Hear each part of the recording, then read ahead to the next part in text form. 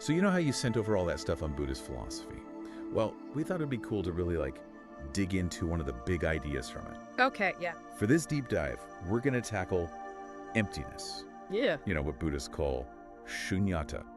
Right, and it's super important to remember right off the bat that emptiness, it's not like just blankness or nothing. Right. Think of it more like pure potential. One of the things you sent over even used the image of a blank canvas, remember that? Yeah. The point is, it's a space where anything is possible, where you can create, and where new stuff can come into being. Absolutely. It's not about what's not there. It's more like the fact that nothing has some kind of fixed, never-changing essence. Everything's connected, Yeah. and in motion all the time. One source even used this really great analogy, comparing it to a river. Okay. The water you see right now, it's not the same water that was there yesterday, but it's still, the same river. It's always changing and being shaped by its surroundings. No, I get it. So the takeaway, nothing in our lives has this solid, unchanging self. We're all like that river. Yeah, exactly. Nothing's got this rock solid, independent core. Our sense of self, the things we see and experience, they all come about and exist because of everything else around them. It's a constant process of change and interaction. Okay, so I got to ask, and I bet everyone listening is thinking the same thing. How does getting this whole emptiness thing actually change anything for us? Right. How does it lead to all that happiness and success and fulfillment that your sources talk about? Yeah. Let's really unpack this. It seems kind of paradoxical, but maybe it's like a secret doorway to some pretty amazing stuff. Yeah, for sure. One of the most helpful ways to understand this is the image of a glass full of muddy water. If you keep pouring clean water into it, it just gets diluted and messy. You gotta empty the old murky stuff first. It's the same with our minds. If they're packed with outdated beliefs, old habits, stuff we haven't dealt with, there's just no space for new perspectives, for positive changes. That's the real insight here. Emptying out makes room for something new and good. So it's like mental decluttering. Exactly. One of the sources you sent had this great story. This young monk goes to his teacher looking for peace. Right. And the master just keeps pouring tea into his cup, even when it's overflowing. Finally, the monk's like, stop, it's too full. And the master says, exactly, your mind is full too. You got to empty it before we can talk about peace. It's such a simple story, but it really gets the point across. Yeah, it does. Without that space inside, it's really hard to think clearly, to gain real understanding, to make real progress. Our world today, it just throws so much at us, Information overload, endless to-do lists, and we lose those quiet spaces where we can actually find contentment. And that's something your sources talk about, this constant stimulation and how it drains us and makes us feel disconnected from ourselves. Right, and this isn't just some airy-fairy philosophy, right? Yeah. Neuroscience, actual brain science is backing this up. Yeah. All that stimulation can seriously overload our brains, and that leads to stress, burnout, the whole 9 yards. Yeah. But when you look at things like mindfulness meditation, which is really about being present and quiet, the research shows some amazing benefits. Lower stress hormones, better focus, and just feeling better overall. Absolutely. Taking those moments to be quiet actually lets our brains reset. So for everyone listening, thinking about what you shared, how can you start using this emptiness idea? There are actually some really practical first steps in the stuff you sent. Yeah, it suggests starting small, like 5 minutes a day. Find a quiet place, sit comfortably, and just focus on your breath. Notice your thoughts as they come and go without getting caught up in them or judging them, just like watching clouds float by. It seems so simple, but it's a really effective way to start clearing out your mind.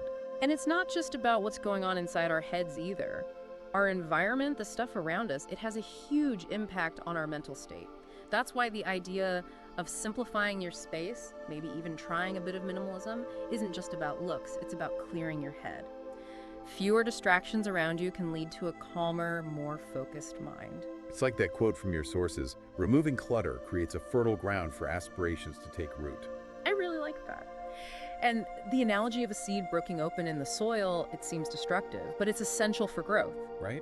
We often need to let go of things, even if they feel safe and familiar, like a relationship that's not working, a job that's going nowhere, or even just those limiting beliefs we have about ourselves. Letting go makes space for something better to come in. That act of letting go, it's really fundamental. In Buddhist thought, suffering is often tied to attachment, to people, things, specific outcomes, even to our fixed ideas about ourselves. When we hold on too tightly, we fight against the natural flow of life, and that struggle creates a lot of our pain. So embracing emptiness doesn't mean becoming cold or uncaring, right? It's more about loosening our grip a bit, learning to trust how life unfolds, even when we can't see the whole path. It's Yeah, not about giving up, it's about going with the flow. exactly. And this isn't always easy. It takes courage, and a willingness to leave our comfort zones. That's where the Japanese art of kintsugi comes in. It's really beautiful, actually. Instead of hiding the cracks in broken pottery, they repair it with gold, making those imperfections part of the object's story and making it even more beautiful. Wow. It's about embracing our own vulnerabilities and our past hurts, seeing them as part of who we are. That's what leads to deeper healing and change. Those scars and imperfections, they're not flaws to hide. They're part of our story, and they actually add to our strength and beauty. It really makes you think. And for everyone listening, we hope you'll take a moment to do just that. Ask yourself, where am I holding on too tightly? What am I afraid to let go of, and why? Your sources are right. Embracing emptiness is an ongoing journey.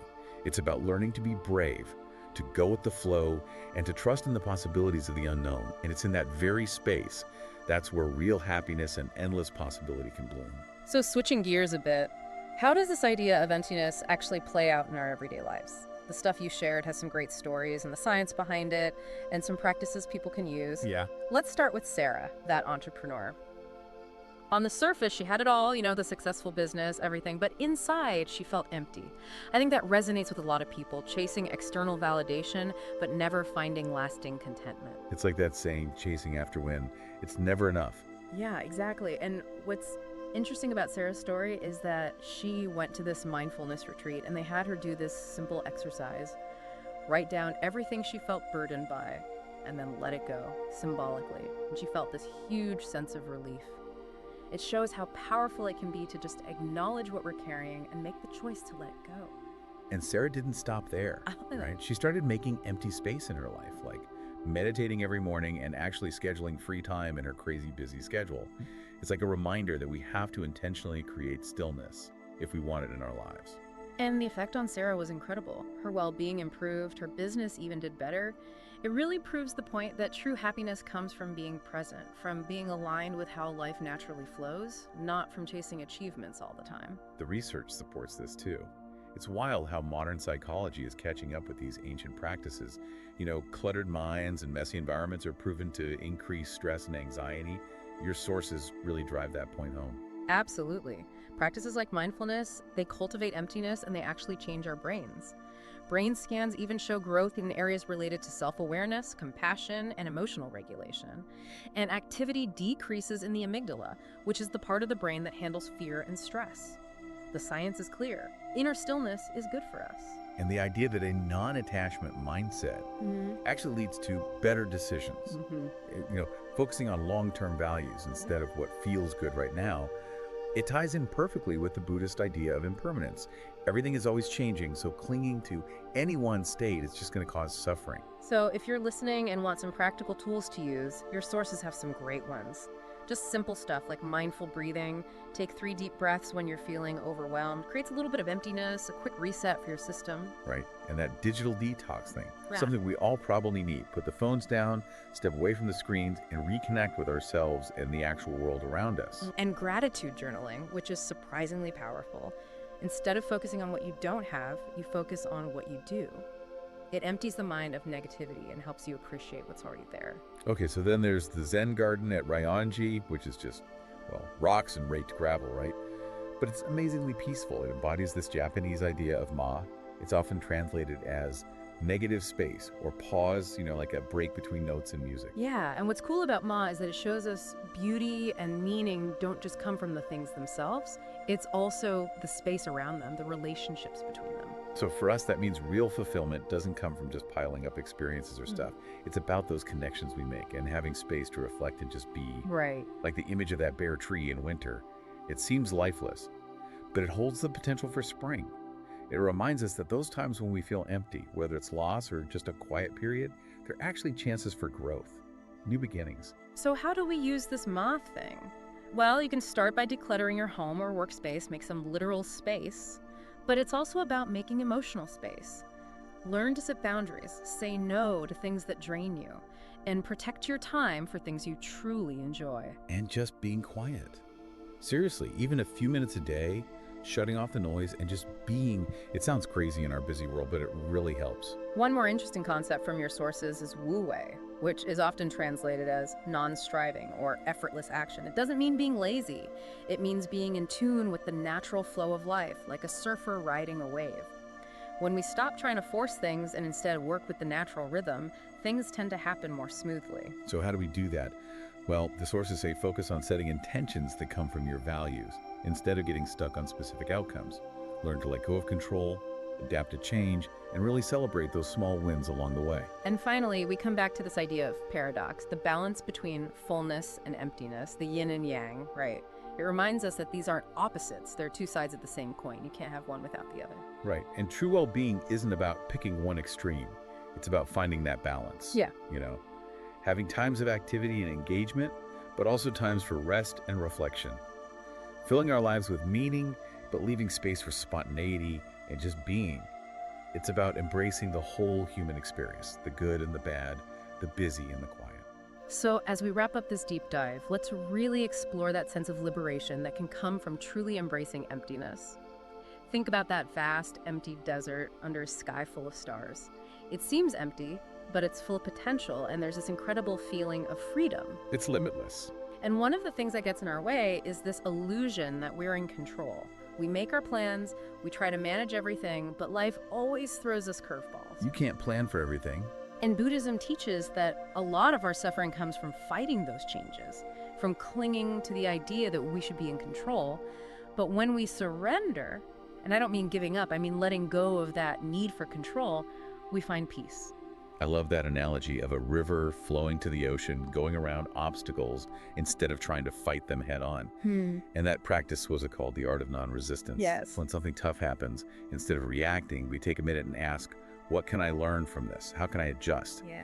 And we see setbacks not as failures, but as opportunities for growth. And then there's this paradox of achievement. Our culture is all about being busy, like being productive means you're worthy, but pushing yourself all the time, it can actually make you less happy and less effective in the long run. It's like you hit a wall. Yeah. And the Japanese tea ceremony, Shanyu, is a great example. It's slow, deliberate, focused on the present moment. It shows that you can find deep fulfillment and even a sense of the sacred, not by rushing towards goals, but by truly being in the moment. Like slowing down to appreciate the little things. Exactly. And neuroscience shows us that multitasking actually makes us dumber, while focusing on one thing at a time makes us sharper. So maybe try single tasking, pause before you do something and ask if it's what you really want to do, or if you're just feeling pressured. And value those times of rest and inactivity. They're essential for creativity and getting things done. Emptiness is also like this amazing mirror, isn't it? It gives us this space to really look at ourselves honestly, which is something we don't always do when we're caught up in everything else. It is, and the idea of impermanence, Annika, is key here. Accepting that nothing lasts forever, the good times, the bad times, even who we think we are. That can be incredibly freeing. It helps us appreciate each moment without holding on too tightly as things change. That image of clouds moving across the sky, it really helps. It shows how our thoughts and feelings are temporary, they come and go. The key is to watch them without getting attached, without letting them define who we are. And there are practices that help with that, like that cloud watching meditation we talked about, or just taking a few minutes to think about how things have changed in your life and seeing the good that came from those changes, even if they were tough at the time. And then there's that beautiful idea that everything's connected, that nothing exists in isolation.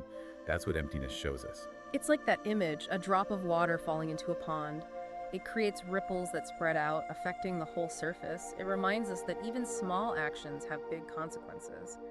And this Buddhist idea, dependent origination, pracityasamutpada, it helps us really understand how everything's interconnected. And that understanding leads to more compassion and a feeling of belonging to something bigger. Which brings us to the real world stuff, doing random acts of kindness, really listening to people, and making eco-conscious choices, knowing that we're all connected to this planet. Right, and so we come to the heart of it, emptiness as freedom. The freedom to let go, to trust in what we don't know, to believe in unlimited possibility.